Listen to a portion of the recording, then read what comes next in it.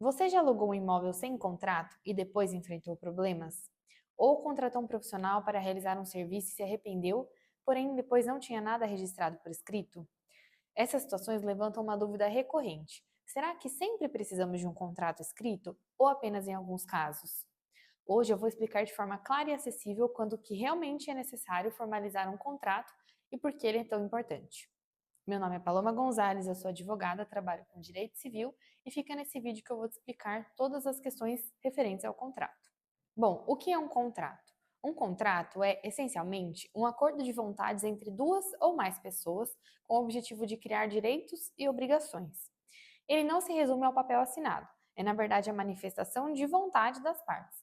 Isso significa que até mesmo um acordo verbal, conhecido popularmente como contrato de boca, pode ter validade jurídica. Um exemplo simples, ao pedir uma pizza por telefone, você estabelece um contrato ali com aquela pessoa. Você se compromete a pagar e a pizzaria se compromete a entregar. Mas atenção, embora o contrato verbal tenha validade, em muitas situações ele não é suficiente. E existem casos que a lei exige que o contrato seja escrito. Quando que a lei exige esse contrato por escrito? Um exemplo claro está na compra e venda de imóveis cujo valor ultrapasse 30 salários mínimos. Nessa hipótese, a lei determina que a transação seja formalizada por escritura pública em cartório. Caso contrário, ela não terá validade. Outros exemplos são os contratos de estágio, de trabalho e de sociedade. Todos precisam estar documentados, justamente para proteger as partes envolvidas e delimitar as regras e responsabilidades. E quando é recomendável formalizar? Além das situações previstas em lei que citei acima, existem aquelas que o contrato escrito é altamente recomendável. Então, sempre que o negócio envolver valores significativos, prazos longos, riscos ou possibilidades de conflito, o ideal é formalizar. Imagina contratar uma reforma residencial sem contrato. Se o prestador não cumprir o prazo ou entregar um serviço de baixa qualidade, como que você vai comprovar o que foi ajustado? O mesmo raciocínio vale para empréstimos de dinheiro entre amigos, parcerias comerciais e locações. E ainda que a lei reconheça o contrato verbal de aluguel, o contrato escrito reduz discussões e garante muito mais segurança. Requisitos de validade. Para que um contrato seja válido, a lei estabelece três requisitos básicos. Partes capazes, as pessoas têm que ter capacidade civil para contratar. Objeto lícito, não é possível contratar algo ilegal como a venda de droga. E forma permitida pela lei. Em regra, a forma é livre, podendo ser verbal ou escrita, salvo quando a lei impõe a forma escrita.